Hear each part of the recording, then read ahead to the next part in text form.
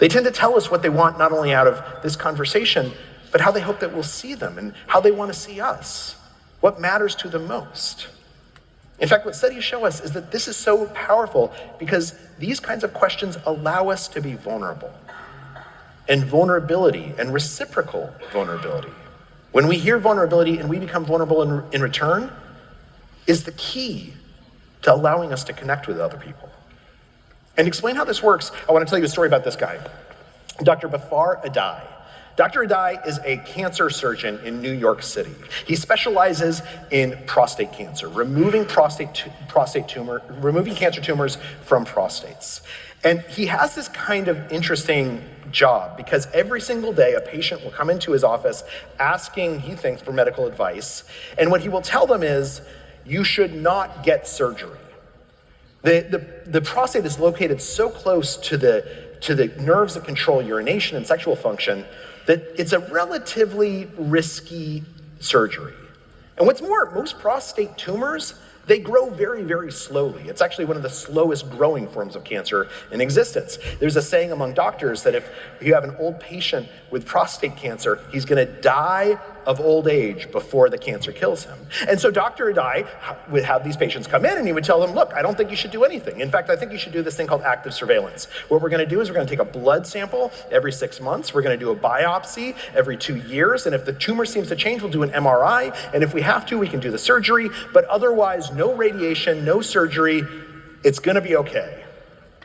And these patients would listen to him, and then they would go home, and they would discuss it with their spouse. And then they would walk in the next day and they would insist on having the surgery. They would say, I absolutely want you to cut me open, take the tumor out as fast as possible. And for Dr. Adai, this was bewildering, right? He thought these would be the easiest conversations of his life. He's telling people that they don't have to have surgery, and he's a surgeon. He told me that when this happens again and again and again, you start to realize this isn't a problem with my patients. This is a problem with me. I'm doing something wrong. And so he goes to these folks, these professors at the Harvard Business School, and he asks them for advice on what to do differently. And they said, well, look, the biggest mistake that you're making is you are starting this conversation all wrong. You are starting by assuming that the patient walks into your room, into your exam room, looking for advice and looking for medical solutions. But you don't know if that's true. You're not asking them any questions. What you need to do is you need to start asking deep questions. So 2 weeks later, after having this conversation, a 62-year-old man comes into Dr. Adai's office for the first time. He had just gotten his diagnosis of having prostate cancer.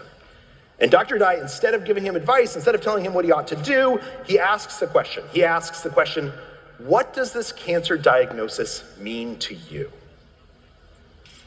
And the man starts talking, and he starts talking about how his father had died when he was 17 years old. And this had just been so hard for him. It had been so hard for his mom. And then he starts talking about how at work he's worried that the younger employees, if they find out that he has cancer, they're going to start looking at him differently. They're going to be already writing him into the grave, even though he's got 20 or 30 years left on his career. And then he starts talking about his grandchildren and his fears for the world they're inheriting, what with climate change and everything else that's going on. Dr. Adai had expected this guy to at least bring up cancer, to at least mention mortality or pain, but it never came up. And at that moment, Dr. Adai realized, because he had asked this deep question, that this man wanted to have an emotional conversation. He wanted to talk about, how do we feel? He needed to be hugged.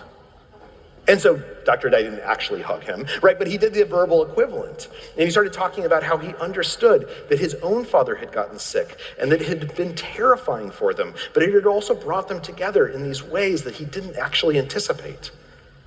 And they talk about this for 8 minutes, just 8 minutes. And then Dr. Adai says, look, do you mind? There's some medical options I'd like to talk over with you. Is that okay? And they move into a practical conversation together, and within 7 more minutes, the man decides to do active surveillance and never looks back.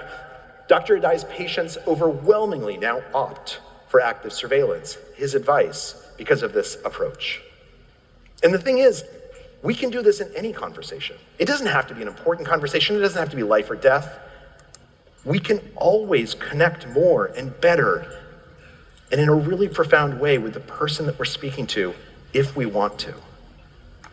Which brings me back to that experiment.